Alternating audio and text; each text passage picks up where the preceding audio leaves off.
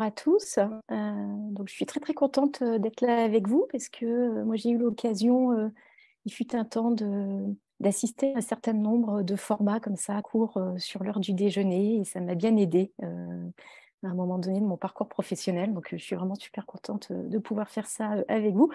Donc, c'est un petit peu challenge, hein, je dois vous avouer, de faire ça en 1 heure. Donc, effectivement, on va essayer d'avoir voilà, un temps de présentation qui sera peut-être un petit peu descendant. Ça va peut-être être un petit peu dense et après, on prendra les questions. Donc, moi, je suis Marie Husson. Je suis diplômée de l'ESSEC en l'an 2000 et je suis consultante en numérique responsable. Donc, je suis consultante indépendante.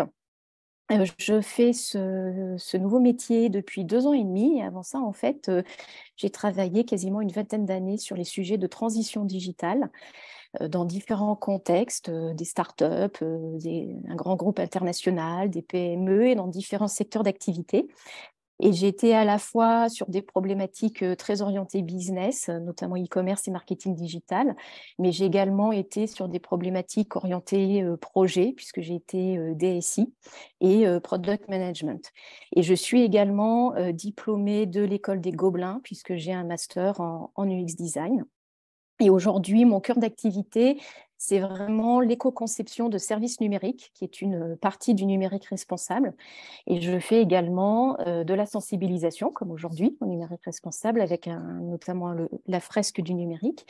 Et je fais enfin ce qu'on appelle des analyses de cycle de vie de services numériques. Donc, on verra également ce que c'est.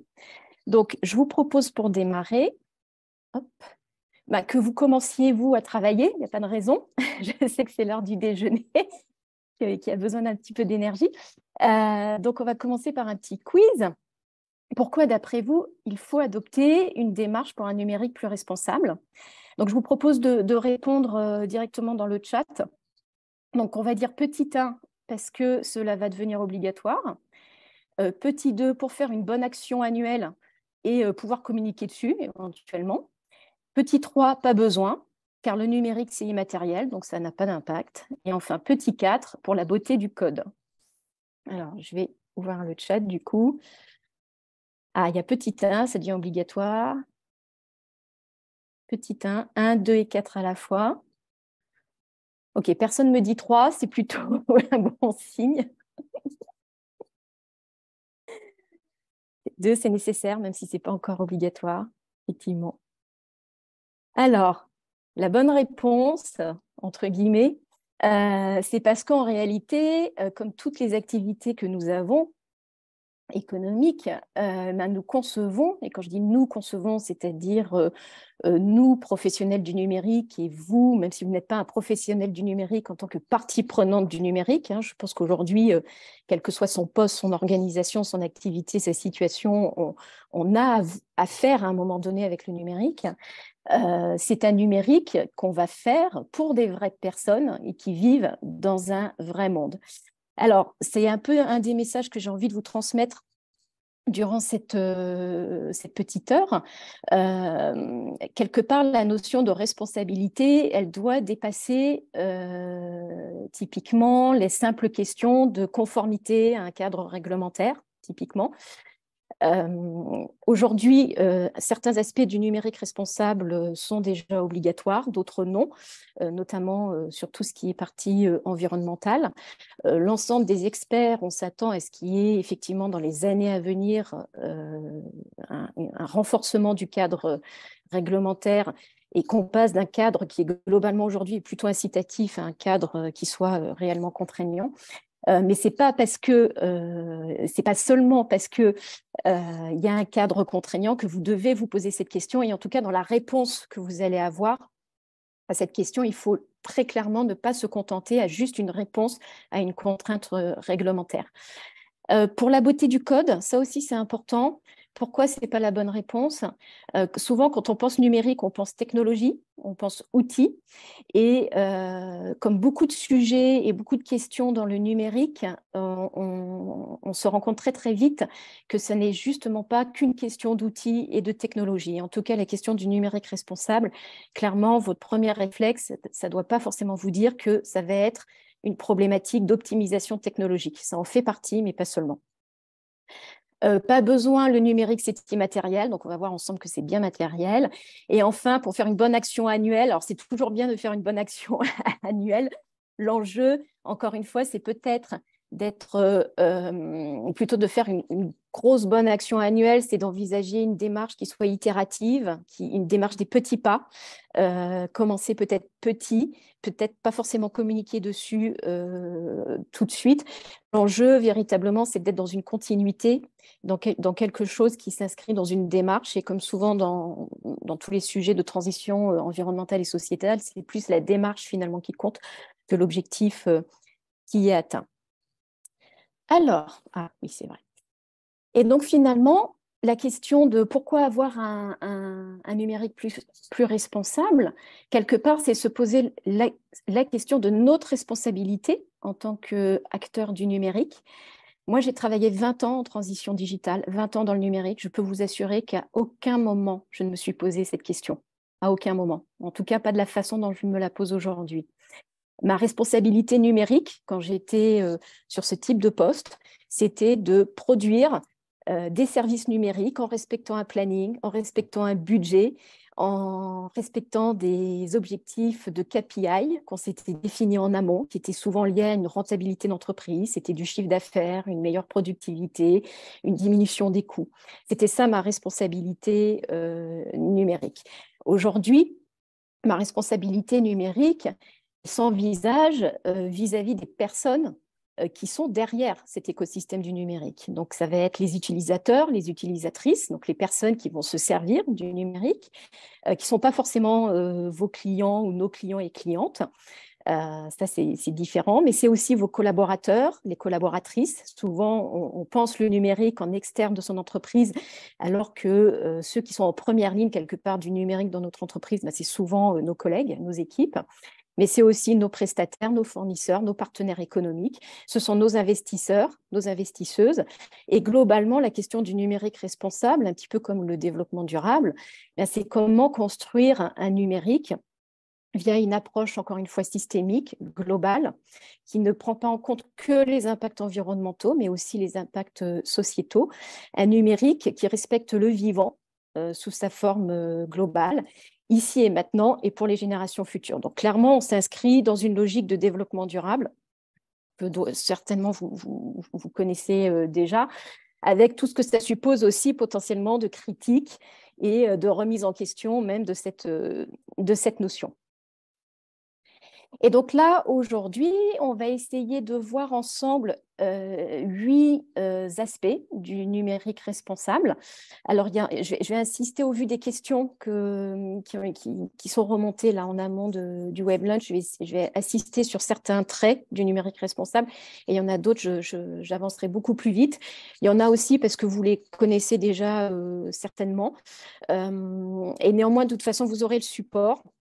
Donc, vous aurez le temps après, effectivement, de bien relire et puis de prendre connaissance de l'ensemble des ressources. Donc, à chaque fois, on va essayer de comprendre les impacts qui sont liés à ces traits du numérique responsable et à chaque fois les actions possibles, les réponses qu'on peut apporter à ces problématiques. Et donc, je vous ai fait à chaque fois des petites fiches. Donc, vous aurez le principe du trait du numérique responsable, ce qu'il faut faire, ce qu'il ne faut pas faire. En général, ce qu'il ne faut pas faire, c'est toujours un peu notre premier réflexe. Et ce qu'il faut faire, c'est un petit peu quand on a pris du recul. Les bonnes questions à se poser. J'essaierai de vous parler de cas concrets que moi, j'ai rencontrés dans ma vie passée, dans ma vie actuelle, dans mon contexte pro, dans mon contexte perso. Et pour aller plus loin, je vous communique un certain nombre d'outils. En général, les outils, ça vous permet suite à ce web lunch, ça va vous permettre déjà de démarrer, encore une fois, sur des petites actions. Et pour aller plus loin, c'est vraiment, voilà, ce soit des ressources, des études, soit des démarches pour aller plus loin au sein de votre organisation. Alors, le premier aspect du numérique responsable, et c'est là où on va essayer de passer le plus de temps, c'est un numérique qui respecte la planète, donc un numérique sobre. Et donc, concrètement, déjà, on peut se poser la question, le numérique, c'est quoi? Donc, quand on dit numérique, on va penser site web, application mobile. Là, on est en train de faire une visio, donc ça, c'est du numérique. Et en réalité, le numérique, c'est 36 milliards d'équipements en tout genre aujourd'hui. Donc des smartphones, des ordinateurs, des box, des écrans, des télés, des antennes relais, des objets, des animaux connectés. Moi, j'ai eu un animal connecté, hein, j'avoue, mais un coup de pas, j'ai acheté un petit collier avec un GPS pour savoir où était mon chat. Donc voilà, pour tout ça pour vous dire à quel point ça devient prégnant dans notre vie. C'est aussi toute la partie, par exemple, dans les voitures. Maintenant, on ne peut plus acheter une voiture sans qu'il y ait un écran tactile, etc., etc. Donc tout ça, c'est 36 milliards, c'est 225 millions de tonnes, soit la masse de 180 millions de voitures. Voilà, donc pour vraiment rayer le côté immatériel du numérique, le numérique, en fait, c'est bien concret. Ça, c'est des chiffres qui datent de cette année ou de l'année dernière. Pour info, moi, quand j'ai commencé à travailler sur ces sujets-là il y a 2 ans et demi, c'était 34 milliards. Donc, vous voyez, en fait, on se prend 1 milliard d'équipements en plus tous les ans, à peu près, pour vous donner une idée du rythme. Et donc, bien évidemment, ces 36 milliards d'équipements, ils ont des impacts environnementaux. Aujourd'hui, on estime que le numérique et l'ensemble de ces équipements, ça représente à peu près un tiers de notre budget soutenable. Et notamment, dans un cadre européen, ça c'est une donnée qui est issue d'une étude qui date de 2021 et qui s'est intéressée à l'impact du numérique à l'échelle de l'Europe des 28. À l'époque, il y avait encore, c'était avant le Brexit, il y avait encore l'Angleterre avec nous. Et donc, qu'est-ce que ça veut dire un tiers du budget soutenable? Donc déjà, le budget soutenable, c'est ce que nous, en tant qu'êtres humains, sur un certain nombre d'indicateurs environnementaux, de ressources environnementales, on peut émettre, on peut consommer pour être dans les limites de ce que peut encaisser la Terre sur une année. Donc le numérique, ça représente 37% de notre budget de gaz à effet de serre pour être dans les limites planétaires. Ça représente 35% de notre forfait de ressources abiotiques. Abiotique, c'est un mot un petit peu compliqué pour dire non renouvelable. Donc, typiquement, le pétrole, c'est une ressource abiotique. Dans le cadre du numérique, la vraie problématique, c'est les métaux, dont vous avez sûrement déjà entendu parler. Et 32% de notre forfait d'eau douce. Donc là, c'est 3 indicateurs, mais sachez que sur ce type d'études, on peut identifier des impacts environnementaux. On peut aller jusqu'à une vingtaine, une trentaine d'indicateurs environnementaux différents. Et donc ça, c'est juste notre numérique à nous. Donc ça vous donne un peu la mesure de ce que c'est. C'est clairement, certes, moins d'impact que d'autres secteurs d'activité, comme les transports, le bâtiment, etc. Mais en même temps, même si on avait réduit l'impact de tous ces autres secteurs, ben ça veut dire que pour être dans les limites planétaires, on a juste 2 tiers. Si on ne fait rien sur le numérique, on a un tiers de ce qu'on peut faire bouffer par le numérique. Il nous reste 2 tiers pour faire tout le reste, c'est-à-dire nous nourrir, nous soigner, aller travailler, nous divertir, nous occuper de notre famille, voyager, etc. etc. Et donc, un petit focus sur là où se situent réellement les impacts environnementaux. Donc, toujours dans cette même étude, 1 an de numérique à l'échelle de l'Europe des 28, donc là, c'est sur l'ensemble des Européens. C'est l'équivalent du poids de 9,2 milliards d'êtres humains en termes de ressources abiotiques, donc principalement des métaux, donc plus que l'humanité entière, juste 1 an à l'échelle de l'Europe. Donc, la photo que vous avez là sur la droite, c'est une photo d'un artiste qui s'appelle Dylan Marsh. Et donc, la sphère, alors je ne sais pas si c'est de l'or ou du cuivre, on va dire que ça représente un de ces 2 métaux. Au fond de ce trou, le trou représente la quantité de matière qu'il a fallu extraire pour obtenir juste cette quantité-là de métaux. Et c'est ça qui est réellement problématique dans les métaux. Ce n'est pas les métaux en tant que tels, c'est qu'on est en train littéralement de retourner la croûte terrestre et que toutes ces activités sont extrêmement polluantes, extrêmement toxiques à la fois pour les écosystèmes et à la fois pour les humains qui travaillent dans ces activités-là. Et sur cet impact-là, vous voyez que cet impact, il est quasiment à 90% du côté des terminaux. Les terminaux, c'est là, moi, je suis en train de vous parler sur mon ordinateur portable. À côté, j'ai mon smartphone, vous aussi, très certainement. Donc, les terminaux, c'est vraiment les équipements qui sont en prise directe avec les utilisateurs finaux que nous sommes. Il y a 2 autres types d'équipements dans le numérique. Il y a le réseau. Donc là, entre nous, les données sont en train de, sur Zoom, alors je ne sais pas si c'est du peer-to-peer ou si ça passe par un centre de données, mais peu importe. On va se dire qu'entre nous, il y a un réseau. qui est physique, constitué d'antennes relais, etc., qui permet la transmission et de câbles, pardon, des données. Et quelque part, il y a un centre de données qui est en train de traiter, calculer et, comme on est en train d'enregistrer, très certainement de stocker des données également. Donc, en gros, ce qu'il faut retenir, c'est que vraiment, les impacts environnementaux, quels qu'ils soient, ils sont vraiment du côté des terminaux utilisateurs et ils vont être aussi de façon majoritaire du côté de l'étape de fabrication de ces terminaux. L'ordinateur portable sur lequel je suis en train de vous parler, il a été fabriqué à un moment donné.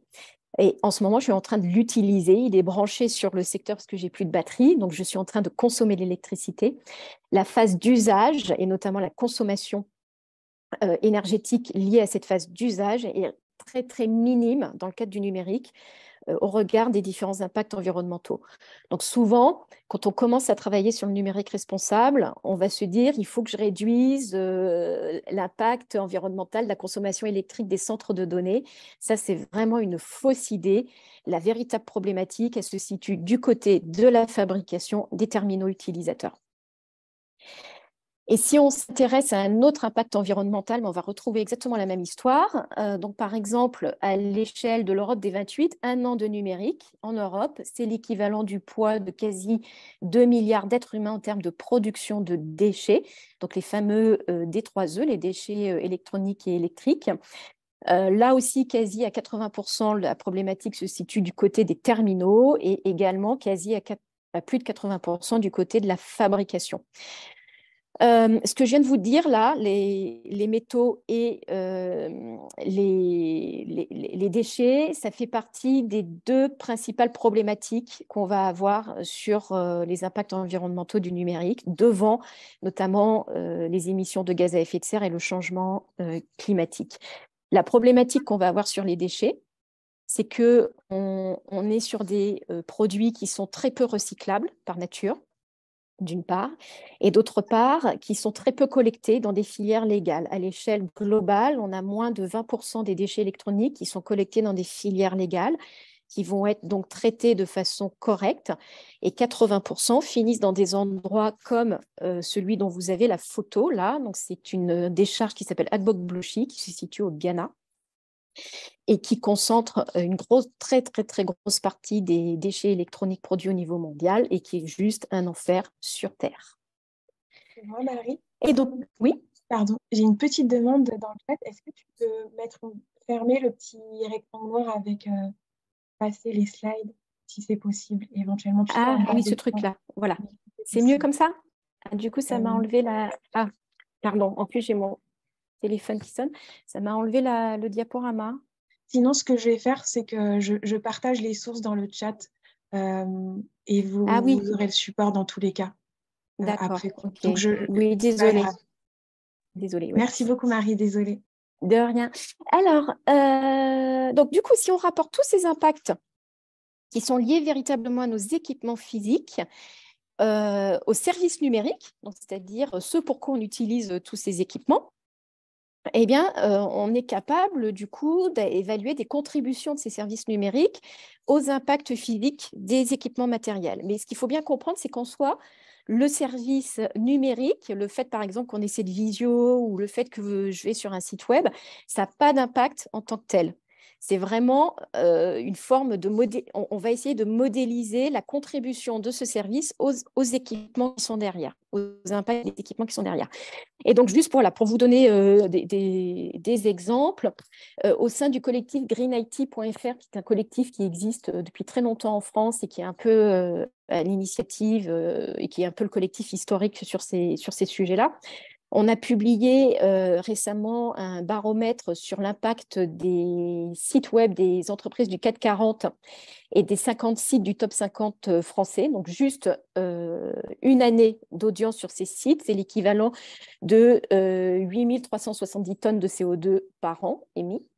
Et le fondateur de ce collectif, il s'est amusé à un moment donné sur un peu au doigt mouillé, mais bon, c'est pour vous donner une idée des impacts, de faire une évaluation de l'impact du e-commerce français. Donc, on est quasi à 10 000 tonnes de CO2 par an. Et pour rappel, un Français, son empreinte carbone annuelle en moyenne, on est aux environs de 10 tonnes par an. Voilà, pour vous donner des repères.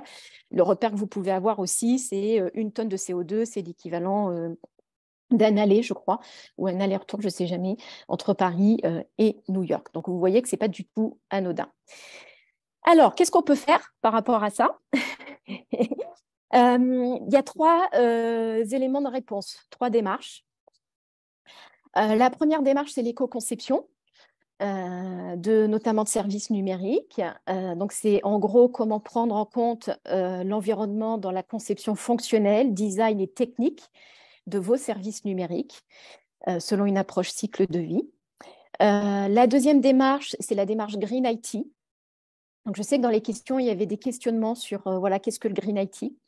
Le Green IT, c'est comme l'éco-conception, c'est prendre en compte l'environnement, mais cette fois-ci, pas à l'échelle d'un service numérique, pas à l'échelle d'un site web, mais à l'échelle d'une organisation et d'une architecture de système d'information, et toujours selon une approche cycle de vie. Donc, typiquement, l'éco-conception, on va l'envisager quand on est dans une agence et qu'on fait des sites web ou quand on est dans un service marketing et on va faire un site institutionnel ou un site vitrine, par exemple. Le Green IT, c'est vraiment une démarche qui est intégrée au niveau des DSI et qui est beaucoup plus globale et qui va vraiment s'intéresser aussi au processus et à la façon dont l'architecture IT, l'infrastructure IT, est organisée au sein de l'entreprise ou de l'organisation. Ces 2 démarches, éco-conception et Green IT, c'est très important, je l'ai mis en gras.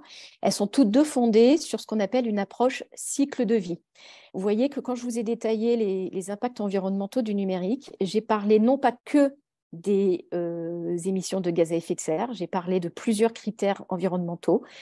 Et j'ai parlé également des étapes de fabrication, des étapes d'utilisation et des étapes de fin de vie.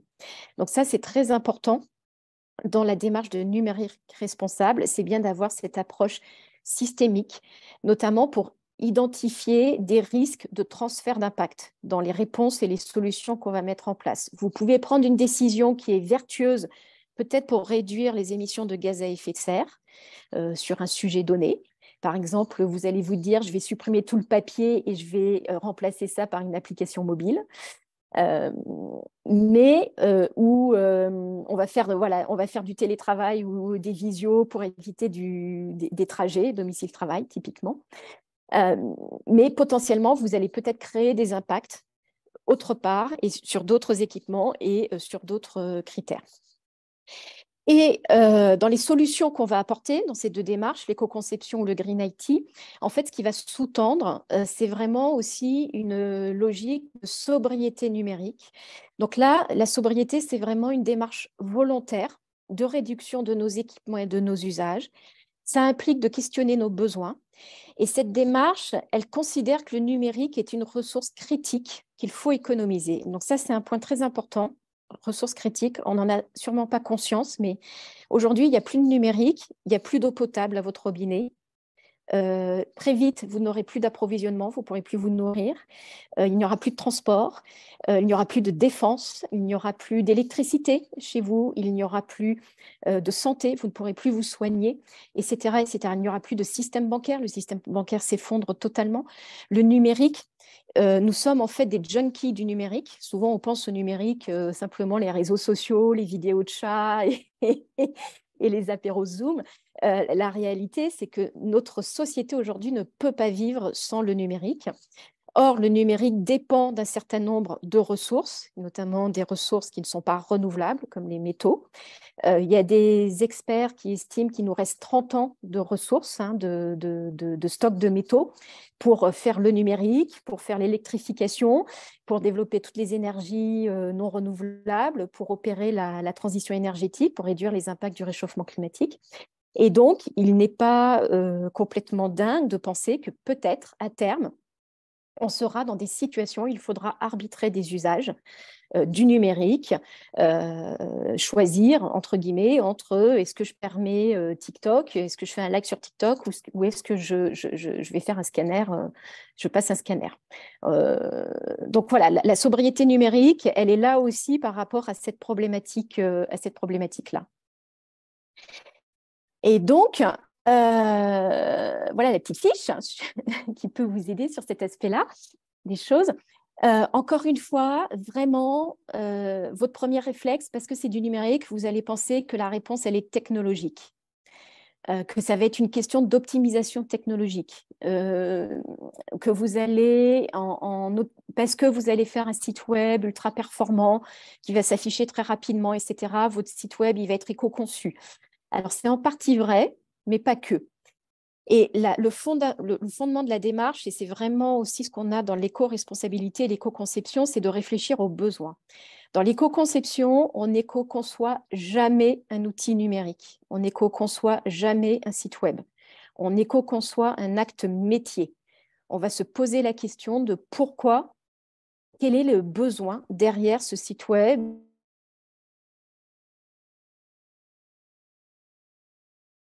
parce que c'est la seule façon de se poser potentiellement des réponses à ce besoin qui ne sont peut-être pas numériques et qui peuvent être tout autres. Donc, les bonnes questions, c'est est-ce que le service numérique que j'envisage pour cet acte métier-là, est-ce qu'il est réellement nécessaire? Est-ce que j'ai envisagé des solutions qui soient autres? Et surtout, derrière ce service numérique, essayer de penser à l'ensemble des équipements qu'il va mobiliser. Et est-ce que ces équipements sont nécessaires? Absolument nécessaires. Un exemple, moi, je travaille en ce moment pour un client. C'est une plateforme métier qui permet de faire de la traçabilité de subventions pour financer la construction d'abris vélos. Et donc, à un moment donné, il a été demandé par le donneur d'ordre de développer une application mobile pour permettre aux bénéficiaires de la subvention de prendre en photo les abris vélos et justifier que l'abri vélo avait été réellement construit et que du coup la subvention avait réellement servi à construire cet abri vélo. En fait, ils ont demandé à ce qu'on développe vraiment une application mobile aux couleurs du donneur d'ordre juste pour prendre une photo. Alors que, en fait, les gens, ils prennent une photo avec leur smartphone, avec la fonction native de leur téléphone, et ils chargent la photo derrière dans l'application. Donc là, on est clairement, typiquement, dans un besoin qui était un pur besoin peut-être de communication, d'image de marque, mais on pouvait se poser la question du caractère réellement utile de ce besoin-là. Un autre exemple, des ouvriers qu'on va équiper d'une tablette, alors qu'ils ne l'étaient pas auparavant, sur des chantiers, pour prendre des photos du chantier ou pour, notamment, c'est un client qu'on accompagne en ce moment, pour gérer des cartes et qui viennent en remplacement de cartes papier. En se disant que le fait de faire une application mobile et qu'on équipe de tablettes les ouvriers, ce sera plus vertueux d'un point de vue environnemental que les cartes papier. Sauf qu'il n'y a pas eu d'évaluation environnementale initialement qui a été faite au démarrage de ce projet. Alors, je vous ai mis un certain nombre d'outils. EcoIndex, Green IT Analysis, ce sont des outils pour vous permettre de démarrer dans la mesure de l'impact environnemental de vos services numériques, notamment de vos sites web. La fraise du numérique, on en a parlé. Je vous ai mis Infomaniac parce qu'il y avait une question, est-ce qu'on peut avoir un cloud vert ou est-ce qu'on peut avoir des acteurs du cloud qui soient verts? Alors, Infomaniac, je ne dirais pas que c'est un cloud vert parce que, en gros, le concept de green, d'un acteur qui serait green, on peut le questionner parce que à partir du moment où on fait du service numérique, quelque part, on a un impact. Par contre, Infomaniac, effectivement, c'est un acteur qui va chercher à être extrêmement vertueux sur ces sujets-là. Après, sur la question du cloud, vous avez un certain nombre d'acteurs comme Scaleway ou comme OVH. OVH est plutôt bon sur ces sujets-là. Et si vous voulez aller plus loin, déjà, dans un premier temps, en tant que donneur d'ordre, vous avez la possibilité, dans vos appels d'offres, de rajouter des clauses d'éco-conception ou Green IT. Pour ce faire, vous pouvez vous aider d'un certain nombre de guides et de référentiels qui existent aujourd'hui, qui sont en accès libre. Un guide éco-conception d'une association qui s'appelle Designer Éthique. Intéressez-vous à cette association, ils sont vraiment super, ils proposent plein de choses, c'est très accessible. le référentiel d'éco-conception, les 115 bonnes pratiques, et le référentiel des 74 bonnes pratiques Green IT. Donc ça, ce sont des référentiels qui ont été édités par le collectif Green IT, mais vous en avez beaucoup d'autres. Après, ce que vous pouvez faire, c'est à un moment donné, quand vous serez plus mature dans vos organisations, c'est former vos équipes en interne. Moi, ce que je vous conseillerais, c'est, vous avez tout type de formation aujourd'hui qui existe. Vous avez des formations en une demi-journée. Ça vous permet de sensibiliser des équipes à grande échelle. Et idéalement, à terme, c'est d'avoir des référents internes qui ont les compétences dans vos équipes et qui ont les compétences parce qu'ils auront suivi des formations certifiantes. Et enfin, réaliser une analyse de cycle de vie. Donc, une analyse de cycle de vie, c'est une méthode d'évaluation environnementale, comme le bilan carbone, mais qui s'intéresse à plusieurs critères d'impact environnementaux et sur une logique cycle de vie, à la fois de vos services numériques et à la fois de votre organisation IT, avec le principe que la bonne démarche, en général, c'est d'arriver à évaluer là où sont nos impacts pour pouvoir ensuite prioriser les actions. Alors, voilà, on a passé un petit peu de temps sur les impacts environnementaux, mais c'était voulu parce que je pense que c'était là où vous aviez une attente également. Mais le numérique responsable, ça n'est pas que l'impact environnemental, c'est aussi des impacts sociétaux et humains. Et en fait, il y a une réelle cohérence en fait, à traiter les deux. Et donc là, maintenant, je vais vous présenter un certain nombre d'impacts sociétaux en essayant parfois d'aller un peu plus vite. Alors, le deuxième aspect du numérique responsable que j'avais envie de partager avec vous, c'est la notion de ce que j'appelais un numérique parcimonieux. On ne s'en rend pas compte, mais aujourd'hui, le numérique capte littéralement nos vies, nos temps de vie. Il y a une étude assez récente qui, moi, m'a absolument effrayée quand je l'ai découvert. Donc, le numérique, c'est 1/3 de notre budget soutenable en termes de limites planétaires, mais c'est aussi littéralement 1/3 de notre vie. En France, nous allons tous passer en moyenne 27 ans, 7 mois et 6 jours devant les écrans, que ce soit dans un contexte pro et perso. C'est plus que le temps de sommeil qui se situe entre 25 et 27 ans. Et ça, c'est une moyenne. En tant que professionnel du numérique, j'imagine qu'on dépasse largement cette durée. Et donc, ça me permet de vous introduire un des aspects importants du numérique qui est qu'on ne s'en rend peut-être pas compte, mais le numérique est fondé sur une économie de l'attention. C'est pour ça qu'on fait du service numérique à un moment donné. Et cette économie de l'attention, cette captation de l'attention de nos cerveaux peut avoir également un certain nombre de conséquences négatives. Et donc, les actions que vous allez pouvoir avoir, c'est essayer de prendre conscience, parfois, enfin la plupart du temps, c'est à notre insu, hein, tous, de prendre conscience comment, dans la façon dont on va designer, concevoir des expériences numériques, en fait, on va exploiter l'attention de nos utilisateurs et utilisatrices, d'une part. Et d'autre part, quand on conçoit du numérique, et je le sais parce que j'ai été pendant très, très longtemps à cette place, on a toujours tendance à envisager les aspects positifs de pourquoi ça va servir en fait notre service numérique. Mais on ne réfléchit jamais aux conséquences négatives, aux externalités négatives. Et notamment, on n'est jamais dans une logique de prévention. La prévention, c'est comment je peux prendre soin des publics contre les risques que va inférer en fait mon service numérique pour leur bien-être et leur santé. Donc clairement, ne pas designer un service numérique qui influence vos utilisateurs et vos utilisatrices. OK, donc ça, c'est toute la problématique de ce qu'on appelle le design de l'attention, le design persuasif. C'est comment, dans la façon dont vous allez designer, avoir une cohérence totale entre les objectifs de vos utilisateurs et utilisatrices et vos objectifs à vous, en tant que designer, concepteur et entreprise qui va opérer du numérique. Concrètement, c'est identifier est-ce que vous utilisez, là encore une fois, souvent à votre insu, des dark patterns dans votre service, donc des techniques de manipulation. Donc là, c'est sur l'aspect vraiment conception des parcours, mais c'est également aussi vous poser la question de votre modèle d'affaires, à quel point il est fondé sur cette captation de l'attention. On fait tous des services numériques pour essayer de prolonger le plus possible et de faire revenir le plus possible sur nos services numériques. Est-ce que vous avez pensé à des mécanismes qui permettent à vos utilisateurs et utilisatrices de se passer très facilement de votre service numérique. J'avais lu une étude là récemment sur les risques pour les enfants en fait, du numérique, et une étude assez affligeante qui était que 80%, 90% c'était des ados et des adolescentes ne savaient pas comment se déconnecter. Ils ne savent pas comment supprimer un compte Facebook. Et pourquoi ils ne le savent pas? C'est parce que ce n'est pas si évident que ça dans l'interface. Est-ce que votre service peut présenter un risque de troubles, d'accentuation de troubles de santé? Je lisais une étude récemment scientifique sur les liens apparemment entre des troubles liés à la compulsion d'achat en fait. Donc c'est vraiment comment on devient dépendant du fait d'acheter et le e-commerce. Et si on se focalise sur un aspect plus interne à vos organisations, on a une vraie problématique avec l'hyperconnexion qui s'est véritablement accentuée avec le télétravail.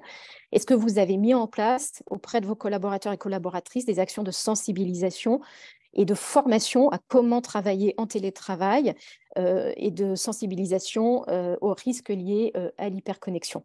Donc, des exemples concrets, typiquement en e-commerce, ça, on en retrouve beaucoup, hein, d'un ensemble de pratiques qui vont jouer sur des biais cognitifs, le scroll infini, l'effet de rareté, les prix bas et absurdes, etc., etc. Le scroll infini, juste pour la petite histoire, dans la loi qui est passée en 2021, qui s'appelle la loi pour la réduction de l'empreinte environnementale du numérique, c'était au sein du collectif Green IT, on a une action de plaidoyer et on a essayé de faire passer l'interdiction, en fait, tout simplement du scroll infini. On avait le Sénat avec nous sur cette interdiction et en fait, dans la navette parlementaire entre le Sénat et l'Assemblée nationale, cet article qui visait à l'interdiction du scroll infini a sauté. Donc tout ça pour vous dire que très certainement, dans les années qui viennent, il y aura peut-être un cadre réglementaire qui interdira ce type de pratique en termes de design. Et si vous voulez aller plus loin sur le sujet, je vous recommande vraiment un outil de diagnostic du design attentionnel qui est conçu par l'association Designer Éthique, et ils font aussi régulièrement des formations et de la sensibilisation sur ce sujet. Alors, donc, on a vu pourquoi réduire du numérique. On a vu aussi que le numérique, c'était essentiel, critique dans notre vie. Malheureusement, aujourd'hui, on a un certain nombre de personnes, alors même qu'on a un cadre aujourd'hui qui nécessite d'utiliser du numérique, il y a un nombre non négligeable de personnes dans notre pays qui est complètement exclu du numérique. Donc là, ça va me permettre d'introduire la notion d'accessibilité. Notre numérique, aujourd'hui, en fait, il laisse énormément de personnes sur le bord de la route. Donc, près d'un quart de la population française aujourd'hui est empêchée d'activité suite à un problème de santé. Donc, c'est l'ensemble des personnes qui sont en situation de handicap. On a un peu moins de 4% des sites web qui sont accessibles pour ces personnes. Donc, accessible au sens de conformité au RG2A, donc le Règlement général d'amélioration de l'accessibilité, que peut-être vous connaissez. Donc qui donne tout un tas de bonnes pratiques pour rendre vos contenus et services numériques compréhensibles et utilisables pour des personnes en situation de handicap. Très souvent, on sait, quand on fait du numérique, que si on a un service public ou une entreprise privée qui fait plus de 250 millions d'euros de chiffre d'affaires, on a une obligation de déclaration de conformité au RG2A. En fait, on n'a pas une obligation de conformité, mais on a une obligation de déclaration. Donc, si vous n'êtes pas conforme, ce qui est très certainement le cas, vous avez néanmoins l'obligation de le dire sur votre site web, ce qui permet quand même aux personnes en situation de handicap de tout de suite savoir, quand elles arrivent sur votre site, que vous n'êtes pas conforme et quelque part de ne pas perdre de temps avec votre site aussi et dans des situations qui peuvent être compliquées pour eux. Donc, l'amende, vous risquez 20 000 euros si vous n'avez pas cette déclaration de conformité. Mais ce qu'on sait moins, c'est qu'il y a une autre obligation, et là, le risque, il est beaucoup plus important, c'est un risque de procès, parce qu'en fait, le fait d'avoir, pour les services publics et pour les organisations, notamment des logiciels métiers, donc des outils numériques à destination de vos collaborateurs et collaboratrices qui ne soient pas accessibles, ça, clairement, vous rentrez dans le champ de la discrimination à l'embauche, et ça, c'est pénal, et vous avez un risque de procès pour ce sujet-là, et ce, depuis 10 ans. D'accord? Donc, ce n'est pas le champ de l'accessibilité numérique, mais c'est un champ beaucoup plus global. Mais là aussi, Encore une fois, votre enjeu, c'est pas tellement d'être que dans une démarche de conformité. Aussi parce que être conforme 100% RG2A, c'est extrêmement compliqué, hein. Ça va nécessiter de passer par des agences et des experts sur ce sujet. Vous allez devoir mettre un budget là-dessus. Et très souvent, dans les entreprises, ben, il n'y a pas grand-chose qui est fait parce que ça paraît effectivement insurmontable. Or, vous avez quand même la possibilité d'entamer une démarche, là aussi, plutôt de petits pas. La première des démarches, ça paraît bête, mais c'est encore une fois d'être assez humble par rapport à votre posture du numérique et en fait de proposer une alternative à votre service numérique. Moi, je trouve ça dingue, le nombre de sites, le nombre de logiciels métiers, le nombre de clients que j'accompagne et qui refusent de mettre un point de contact téléphonique sur leur site. Alors, je sais pourquoi, parce que derrière, il y a des coûts, mais il y a quand même moyen, potentiellement, pour des personnes en situation de handicap, de donner accès à un autre contact, à un autre moyen d'accéder au service qui est proposé par le numérique. Le handicap, dans le numérique, on va souvent penser aux personnes en situation de handicap visuel. C'est le premier truc qui nous vient. Il y a énormément de formes de handicap différents auxquelles on a plus de mal à penser. Dans les exemples là, que je vous ai mis, une situation que moi j'ai rencontrée, des personnes qui sont atteintes de tremblements pour tout un tas de raisons.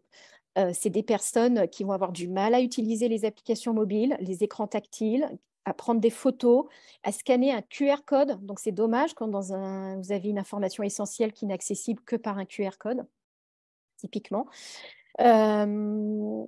Des exemples très courants aussi qu'on a sur les vidéos en autoplay, donc les vidéos qui se lancent automatiquement quand vous arrivez sur un site web, bah, sachez que ça bloque tous les assistants de lecture d'écran qu'utilisent de façon massive ces personnes, et pas forcément que des personnes en situation de handicap visuel. Et là aussi, le lancement automatique d'une vidéo bloquant, c'était un des éléments qu'on voulait interdire dans la loi Rennes en 2021 et qui très certainement dans les années à venir sera tout simplement interdit. Donc toutes les formes de handicap, vous avez un certain nombre de points que vous pouvez mettre en place de façon assez facile sur vos sites web. Pour ça, je vous enjoins vraiment de vous intéresser à l'association Designer Éthique qui propose des formations très accessibles d'une demi-journée. Ça vous coûtera 100 €. Donc, c'est vraiment accessible. Et en une demi-journée, vous avez déjà une checklist assez facile à mettre en œuvre. Et aller au-delà, c'est aussi intégrer les personnes en situation de handicap dans vos démarches de conception. Je suis sûre que vous êtes très avancé sur tout ce qui est démarche utilisateur, UX design, mais je ne suis pas certaine que vous ayez intégré des personnes voilà, qui peuvent présenter ce type de situation. Ça peut être intéressant pour vous si votre service, surtout, s'adresse au grand public. J'ai un exemple concret. Là, la semaine dernière, la métropole de Grenoble, de l'agglomération de Grenoble, vient de lancer son tout nouveau site. Ils sont 100% accessibles, donc 100% conformes RG2A et ils sont éco-conçus. Et ce, grâce à une méthode qui s'appelle FALC, donc facile à lire et à comprendre, et qui est une méthode en fait qui intègre des personnes en situation de handicap pour valider la conception du site. Je vais passer vite. L'accessibilité, ça me permet d'introduire un autre concept qui est la notion d'inclusivité, d'inclusion. Donc, comment, en fait, on intègre toutes les différences dans le numérique. La situation de handicap est une différence, mais il n'y a pas que celle-ci. 16 millions de personnes en France sont éloignées du numérique. Ça, c'est une actualité toute chaude qui date de la semaine dernière. C'est issu d'un rapport qui a été publié par l'Agence nationale de la cohérence des territoires à la demande du ministre délégué au numérique. Ce sont des personnes qui n'ont pas de connexion, des personnes qui n'utilisent jamais Internet ou qui ne savent pas bien s'en servir. Et ça concerne un jeune sur 5. Donc, il ne faut pas croire que c'est que des seniors, avec l'ambiguïté de qui est senior, qui ne l'est pas. 17% de la population française, ça c'est une étude de l'INSEE qui date de 2019, je crois, souffre d'électronisme, c'est-à-dire une incapacité à utiliser des outils numériques. Et une des premières raisons, c'est un niveau déficient en lecture et écriture. En fait, ça paraît bête, mais la technologie de fond du numérique, c'est l'écrit. Et si vous ne savez ni lire ni écrire, eh ben, vous ne pouvez pas utiliser le numérique. Et donc, l'inclusion, bah, c'est le contraire de l'exclusion, ça paraît un peu bête. Ce qui est important de comprendre, c'est que l'exclusion, c'est toujours une affaire de contexte. Un contexte matériel, un contexte psychologique et un contexte social. Et vous, dans la façon dont vous allez faire du numérique, vous allez créer ce contexte. Elle concerne tous les secteurs de l'économie et elle concerne toute votre chaîne de valeur. Donc, le postulat, c'est de faire tout le contraire de ce que très certainement vous faites et ce que moi j'ai fait pendant 20 ans quand j'ai fait du numérique. C'est-à-dire que j'ai toujours conçu, même s'il y avait une démarche de persona, j'ai toujours conçu du numérique pour une moyenne. J'essayais de penser à un utilisateur moyen et j'essayais de penser à la majorité. Donc là, l'idée, c'est de se dire, à partir du moment où vous avez une minorité qui est, encore une fois, laissée sur le bord de la route par votre service numérique, vous êtes déjà dans une démarche d'exclusion. Alors, il faut aussi être nuancé, faire attention à l'inclusion washing, c'est-à-dire que l'enjeu, c'est aussi que ce soit cohérent avec votre posture et votre image de marque. Sur les questions à vous poser, je pense que la plus importante, c'est véritablement est-ce que votre numérique, votre service numérique présente un risque de discrimination au sens légal du terme. Il faut savoir que le code pénal interdit toute discrimination selon 25 critères qui sont définis. Donc, je vous ai mis le lien, hein, donc vous les retrouverez. Donc, l'apparence physique, l'âge, l'état de santé, l'appartenance ou non à une prétendue race, l'appartenance ou non à une nation, le sexe, l'orientation sexuelle, la grossesse, etc. Et discriminatoire dans des situations visées par la loi. Donc, ça peut être par exemple un accès à l'emploi, un accès à un logement, mais aussi un accès à un service. Alors, je n'ai pas connaissance encore de cas voilà, qui auraient émergé, mais sachez potentiellement, pourquoi pas, un service numérique qui empêcherait l'accès à ce service selon un de ces 25 critères pourrait être potentiellement discriminatoire. Donc, les spécificités sur le numérique qu'on va avoir sur l'inclusion, c'est vraiment cette problématique d'électronisme et de zone blanche. Moi, l'électronisme, je l'ai rencontré dans un cas, une très, très grande entreprise que j'ai accompagnée, qui opère c'est un réseau qui est sur une mission publique essentielle, hein, vraiment très, très critique. Ils ont créé une application mobile à destination de leurs agents de terrain qui faisaient des opérations manuelles. Et effectivement, ils ont rencontré des personnes qui ne pouvaient pas utiliser cette application mobile parce qu'ils ne savaient pas lire, tout simplement, et ni écrire. Et donc, ce que vous pouvez faire à minima, c'est là aussi toujours proposer une alternative si votre numérique ne fonctionne pas dans des conditions de connexion très faibles, donc 2G, 3G. Donc, tester ce qu'on ne fait jamais, et je sais, moi, je ne l'ai jamais fait quand je développais du numérique. Tester qu'est-ce que ça donne votre service numérique en 2G, en 3G, et proposer des solutions alternatives. Et sur tout ce qui est contenu texte et images, veillez à ce que vos contenus soient compréhensibles pour des personnes qui ont un niveau scolaire du niveau secondaire, donc fin de lycée. Surtout si vous êtes sur des services qui s'adressent à un très grand nombre. Alors, je vais faire un petit focus sur je regarde l'heure. On est déjà 13h23. Je vais essayer d'avancer beaucoup plus vite. Oui, Sonia. C'était juste pour te dire qu'il y avait 4 questions dans le chat. D'accord, on peut les prendre éventuellement. Ouais, vas-y. Et puis, ok. Alors, donc, on a une question. Quelles sont les méthodes ACV disponibles et quelles sont les compétences scientifiques nécessaires selon le niveau d'ACV? Comment gérer le change en entreprise pour intégrer ces méthodes? Alors, sur l'ACV, on a 3 niveaux d'ACV. Ce n'est pas lié au numérique, hein, c'est l'ACV global. On a un premier niveau qui s'appelle le niveau screening, qui est en fait une ACV de cadrage. Un deuxième, ça c'est le niveau le plus simple, et ensuite le niveau le plus compliqué qui s'appelle l'ACV complète, voilà, et qui en général est une ACV comparative avec revue critique.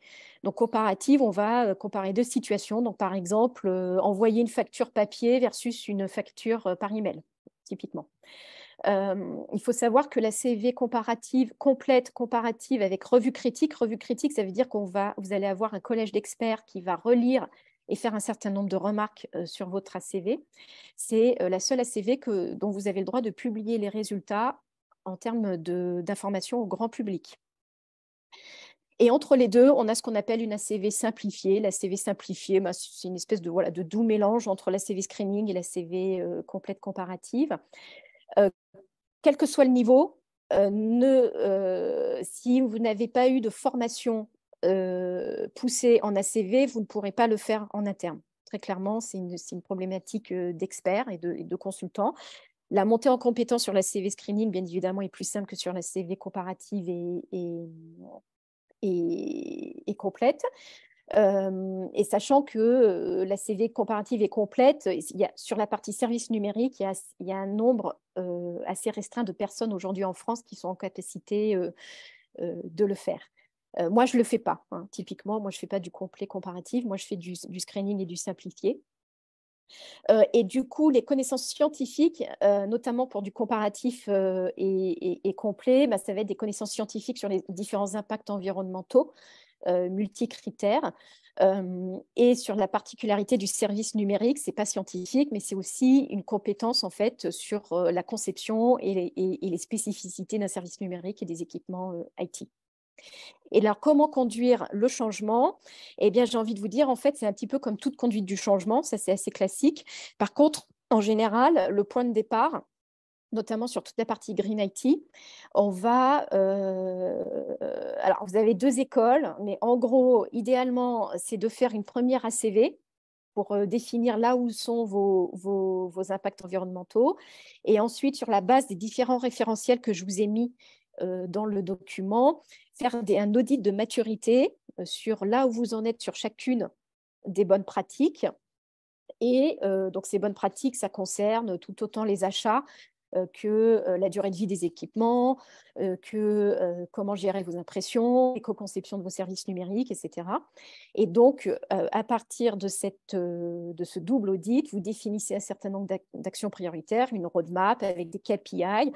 Les KPI, ils sont de deux niveaux dans la démarche Green IT. Vous allez avoir des KPI environnementaux. Donc ça, c'est si vous avez fait une ACV. Vous pouvez vraiment vous dire, bon, ben voilà, mon empreinte sur le réchauffement climatique, il est de temps et mon objectif, c'est de diminuer de temps. Mon empreinte sur les ressources abiotiques, c'est de temps, je veux diminuer de temps.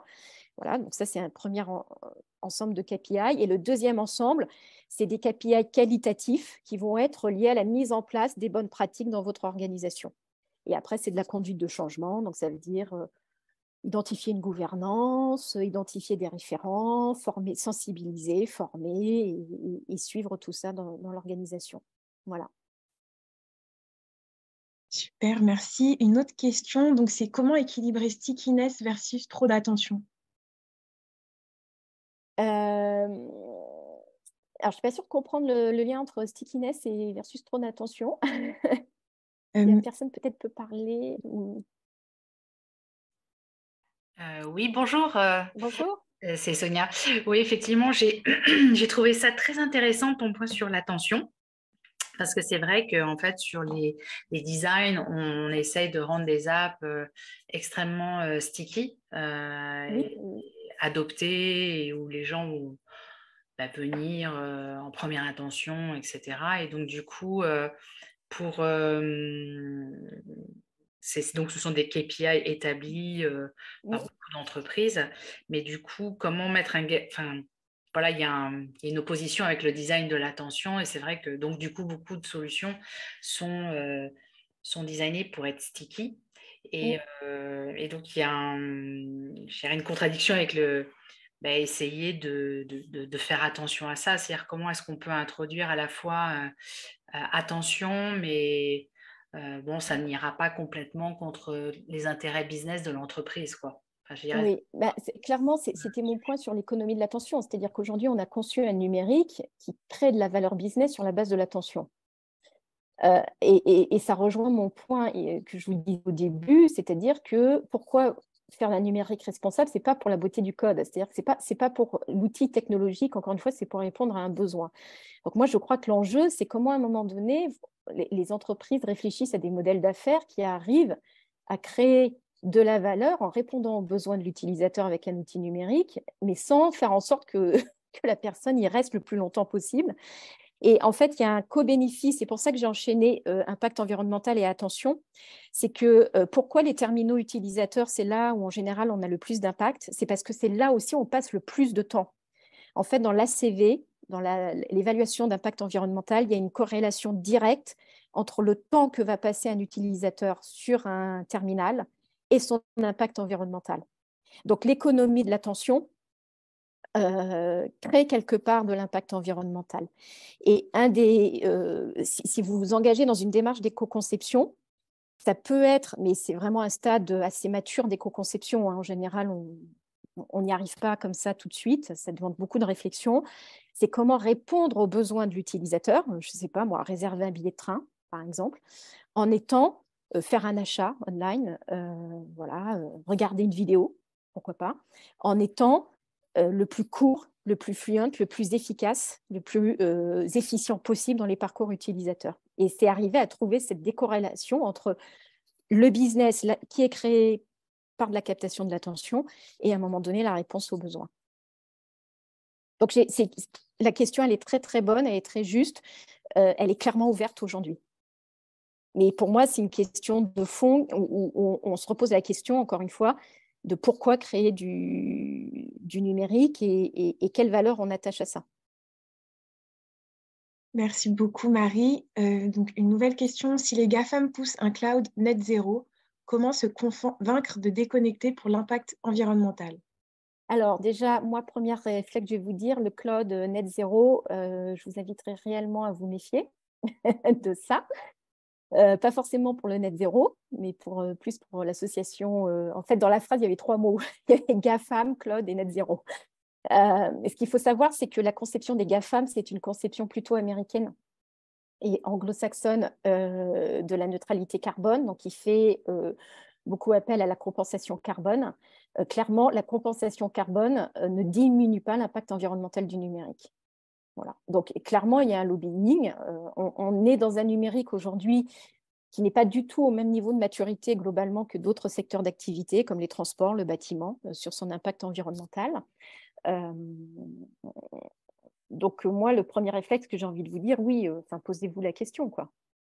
Posez-vous la question. Après, on a un vrai enjeu aussi sur le numérique responsable et la partie environnementale, de transparence des données, de transparence des impacts. C'est-à-dire que l'ensemble des gros acteurs, ils vont effectivement communiquer sur des données, des impacts.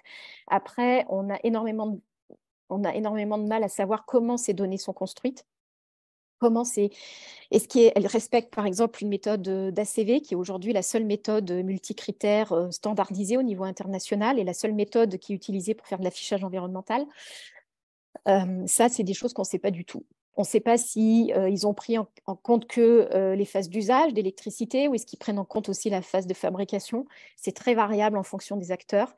Donc, une femme, Claude, net zéro, énorme warning. Je peux que vous dire ça. Merci. Prochaine question. Donc, sur l'accessibilité, lorsque j'ai cherché à améliorer le contenu de plusieurs de nos SharePoints internes, intranet, on m'a littéralement moqué, décrédibilisé. Ça sert à rien, c'est débile, etc. Quoi répondre? Risque juridique, discrimination, quelle référence? Alors, clairement, moi, je pense qu'il y a un risque juridique, clair. Alors, et ça, je ne suis pas juriste, donc il faut peut-être valider avec un juriste, mais en tout cas, en théorie, le fait qu'une personne en situation de handicap ne puisse pas accéder à une présentation PowerPoint dans un cadre professionnel, ce n'est même pas de la conformité RG2A, on est dans le code pénal. C'est une discrimination à l'exercice de son travail. Donc ça, c'est le premier point. Le second point, peut-être en élément de réponse, c'est que les personnes qui sont en situation de handicap, plus de 85% le deviendront au cours de leur vie. En fait, on a une espèce d'archétype sur le handicap qui est l'aveugle de naissance. C'est faux. Moi, je suis presbyte. Moi, je zoome sur les écrans parce que maintenant, j'ai des lunettes. Je suis en situation de handicap. Sur certains outils de visioconférence, on ne voit pas le chat, donc on ne sait pas quelles sont les réactions de l'assistance. Et bien ça, c'est une situation de handicap aussi. Donc la situation de handicap, ce qui est très important, c'est que c'est une affaire de contexte. Elle peut tout à fait être transitoire. Et c'est pour ça, en fait, qu'elle concerne près de 25%, près d'un quart de la population. Ça peut être un élément de réponse en disant, voilà, aux personnes qui vous diraient, non, mais c'est débile, ça ne sert à rien. Voilà. Et puis, encore une fois, il y a une très, très grande variété de handicaps. Une personne qui a des insomnies va avoir des difficultés de concentration, donc des difficultés, par exemple, pour suivre une visio qui va faire 2 heures différentes. Une personne qui est dyslexique, une personne qui n'a pas sur la notion de niveau intellectuel, une personne qui ne maîtrise pas le français parce que ce n'est pas sa langue maternelle, aura une difficulté, par exemple, pour remplir un formulaire sur le site de la CAF, etc., etc. C'est tout ça qui est derrière le handicap, hein, très clairement. Et le règlement RG2A, il est conçu pour ça, pour ces personnes-là, pas que pour les personnes aveugles de naissance. Merci. Donc, on a dépassé la 200 minutes. Merci pour ceux qui restent. Je propose quand même de continuer parce que c'est passionnant et qu'en 1 heure, c'est compliqué. On partagera le replay dans tous les cas. Marie, de toute façon, tu restes dès que tu... Oui, c'est bon. Moi, j'ai un Possible peu de pour toi. temps. Ok, super. Donc, Alors, dernière question. Ah, oui, dis-moi. vas-y. Que penses-tu du low-code, no-code pour créer des apps faites avec Ah. pour un public électroniste? Alors, du no-code pour un public électroniste, je ne connais pas. Le no-code, bien évidemment. Le no-code, il y a une vraie problématique environnementale. Parce qu'en fait, c'est un petit peu comme WordPress. Ce sont des outils qui ont été conçus pour essayer de répondre le plus possible à tous les cas et qui, du coup, embarquent avec eux des couches technologiques très lourdes et très importantes et qui clairement ne sont pas dans une logique de sobriété. Je ne suis pas certaine que les outils no-code soient plus accessibles pour des personnes en situation d'électronisme, parce que la situation d'électronisme, c'est clairement...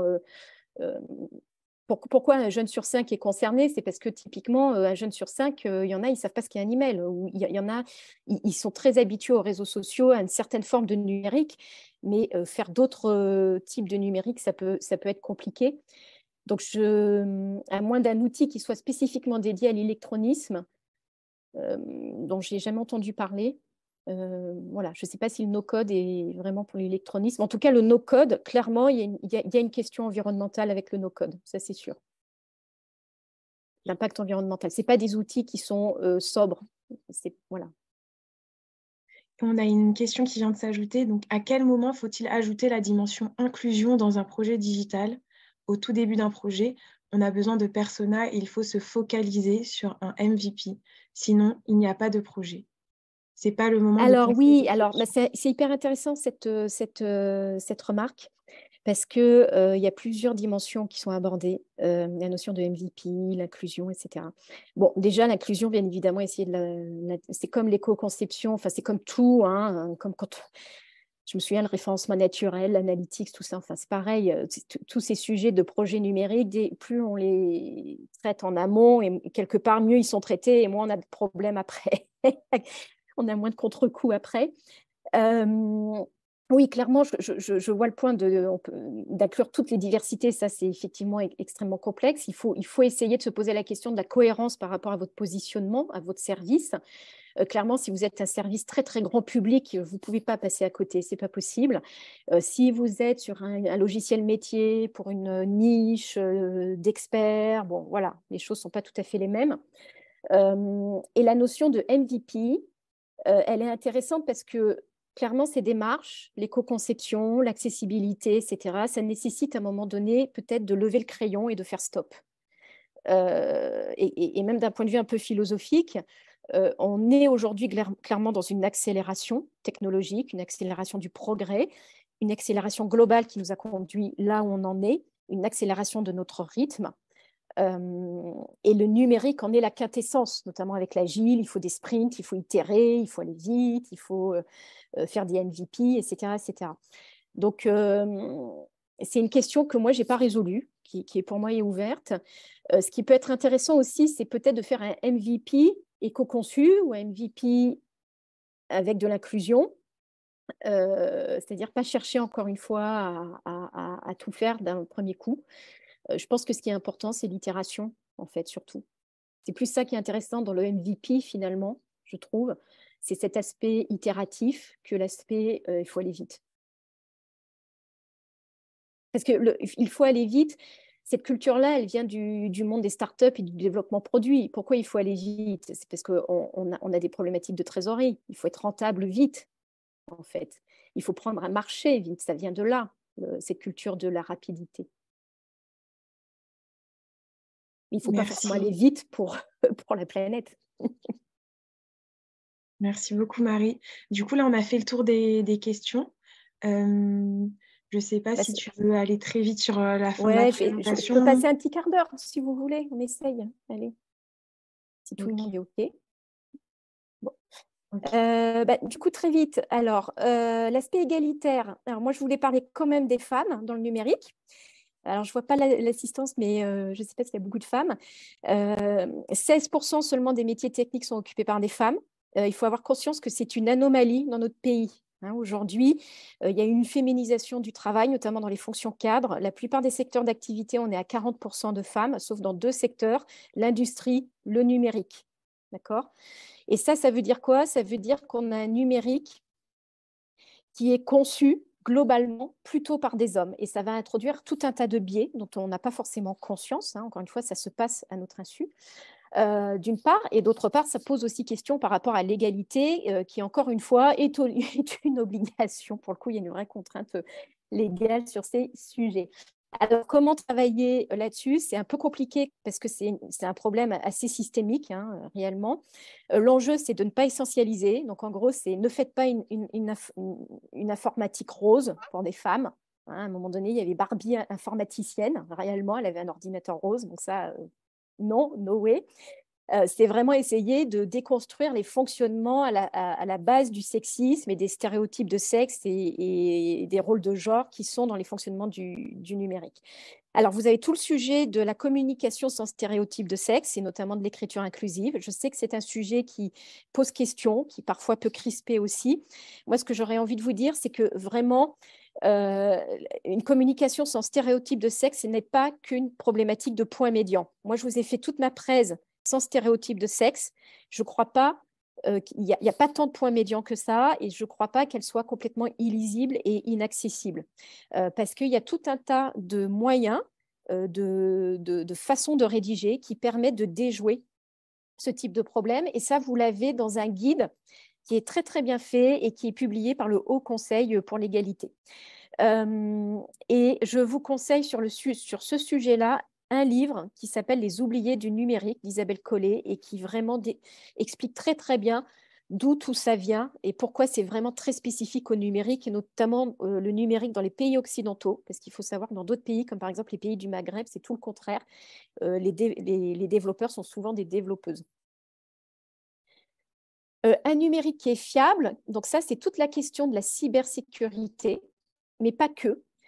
C'est un numérique qui protège ces publics fragiles. Moi, j'ai été hallucinée là récemment. Il y a eu une loi qui est passée d'apprendre que 50% des photographies sur les sites de pédopornographie sont détournées des réseaux sociaux et elles sont publiées à l'origine par des parents. Et en m'intéressant aux problématiques de cyberharcèlement pour les adolescents, j'ai découvert en fait que une étude les adolescentes, alors c'est vrai pour les femmes, mais c'est encore plus vrai pour les adolescentes. Les adolescentes ont 27 fois plus de risques de se faire harceler sur Internet que les adolescents et les hommes. Donc, il y a un vrai sujet à ce niveau-là.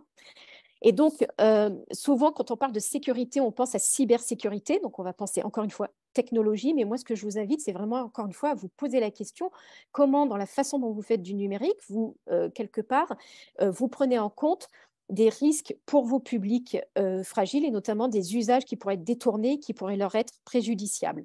Et au niveau d'une organisation, moi, je ne suis pas spécialiste de la cybersécurité, mais clairement, ce que j'ai pu rencontrer, c'est aussi des questionnements qui existent assez peu finalement, qui sont je vais élargir ma surface numérique parce que je vais faire une transition numérique, mais sans prendre en compte ces risques accrus et mon exposition accrue à la cybercriminalité. Un numérique respectueux qui n'écoute pas aux portes. Donc ça, c'est toutes les problématiques de RGPD. Souvent, vous êtes plutôt bon là-dessus. On est plutôt assez avancé là-dessus. Moi, dans une logique numérique responsable, je vous dirais d'aller au-delà de la conformité RGPD et encore une fois d'adopter une démarche de sobriété dans la façon dont vous collectez vos données, pourquoi vous les collectez, et d'aller aussi au-delà de la définition de la donnée RGPD. Est-ce que vous avez des données sensibles au sens RGPD, mais pas que? Est-ce que, par exemple, le droit des personnes mineures sont bien pris en compte? Moi, je suis effarée de voir qu'un certain nombre de données qui concernent des personnes mineures ne sont pas sensibles au sens RGPD. Et du coup, on les traite comme des données de personnes adulte. Après, il y a toutes les problématiques, voilà, de où sont hébergées les données, est-ce que vous les protégez correctement, etc. Ce qui est important dans la RGPD, c'est la durée de vie de la donnée et le cadre légal, enfin, la durée sur laquelle vous avez le droit de conserver les données. Ça, c'est un point très important parce que ça rejoint l'éco-conception. Est-ce que vous avez un plan de fin de vie des données? Les données qui ne sont plus utilisées, ben, il faut absolument les supprimer ou en tout cas les archiver, prévoir un traitement, car le simple fait qu'elles existent, ben, ça consomme des ressources, ça a un impact environnemental. Et du coup, un cas qui, à mon avis, nous concerne tous ou une grande partie d'entre nous, l'ensemble des notes de nos enfants sont enregistrées aujourd'hui dans des environnements numériques de travail. Bon, moi, par exemple, c'est Pronote au collège, qui sont des outils qui sont opérés par des entreprises privées. Les notes de nos enfants, l'ensemble des échanges qu'ils ont avec leurs professeurs, les appréciations, tout ça, ben, ce n'est pas de la donnée sensible. Alors, c'est de la donnée au sens RGPD, mais pas sensible. Qu'est-ce qui se passe pour ces données? Et enfin, un numérique éthique. Tout ce dont je vous ai parlé, c'est des problématiques qui nous concernent, nous, là, en Occident, chez nous, bien confortablement assis. Mais le numérique a des impacts sociétaux absolument démentiels à l'autre bout du monde. C'est essentiellement lié aux phases d'extraction des métaux, à la phase de fabrication, à la phase de fin de vie. Et là, effectivement, on est dans des problématiques sans commune mesure avec ce qu'on peut connaître, nous, dans nos pays. Des problématiques de conflits, des problématiques de conditions inhumaines de travail, des problématiques du travail des enfants. C'est principalement en Asie et en Afrique que ça se passe. Donc là, moi, j'en appelle à votre devoir de vigilance. J'ai découvert qu'il y a une loi qui cadre ça pour les entreprises, enfin les très très grosses entreprises françaises. Et donc, votre responsabilité ne s'arrête pas à votre responsabilité directe sur ce sujet-là, mais également sur vos filiales, vos partenaires commerciaux, sous-traitants et fournisseurs. Votre enjeu, c'est de garantir une transparence, et c'est très compliqué, de l'ensemble de ces parties prenantes sur comment ils travaillent. Typiquement, un des gros problèmes dans le numérique, c'est les entreprises ont énormément de mal à avoir une traçabilité de la gestion de leurs déchets électroniques sur l'ensemble de la chaîne de valeur. Et il y a vraiment cette notion, encore une fois, de responsabilité directe. Typiquement, en ce moment, il y a une action en justice contre Apple, Tesla, Google et Microsoft, qui est par des associations américaines, au nom de 14 familles d'enfants qui sont morts dans des mines des mines de cobalt en République démocratique du Congo. Il y avait un rapport d'Amnesty International il y a quelques années qui estimait qu'il y avait 40 000 enfants qui travaillaient dans les mines de cobalt en RDC. Et du coup, pour essayer d'évaluer ça, je vous conseille un outil en anglais qui est très très bien pour vous amener à vous poser un certain nombre de questions, notamment c'est quoi tous les avantages, est-ce que les avantages positifs de mon service vont compenser les impacts négatifs, pardon. Quelle est la pire façon de faire un service numérique? C'est quoi les impacts à grande échelle? C'est quoi les effets indirects, etc.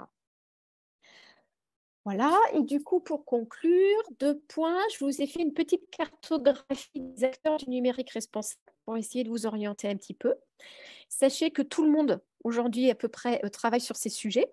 En vert, sur cette cartographie, je vous ai mis, avec le petit sigle, c'est ceux qui travaillent que sur la problématique du numérique responsable. Parce qu'en fait, vous avez aussi des acteurs généralistes qui vont travailler dessus. Et vous avez des acteurs économiques, par exemple des agences, des éditeurs de logiciels, des ESN, etc. Mais vous avez aussi tout un tas d'associations. Vous avez des acteurs gouvernementaux, bien évidemment, et vous avez tout un tas de collectifs et d'associations et d'acteurs, d'agences, de coopératives qui sont vraiment, qui réfléchissent vraiment de manière spécifique à ce sujet. Et enfin, j'avais envie de vous dire que tout ce que je vous raconte, ça peut paraître démentiel et assez incroyable par rapport à votre réalité à vous, à ce que vous avez connu. Juste pour vous dire que tout ça, c'est possible. En 2023, le poids moyen d'un mail, c'est 150 kilooctets. Et en fait, c'est ce qu'il a fallu en termes de puissance informatique, 150 kilooctets, pour envoyer un homme sur la Lune en 1970. Donc, ça montre qu'en fait, en adoptant une sobriété et une frugalité dans la façon dont on fait du numérique, on peut faire de très, très grandes choses. Voilà. Je vous remercie et désolée d'avoir dépassé. Non, merci Marie, merci beaucoup, c'était passionnant.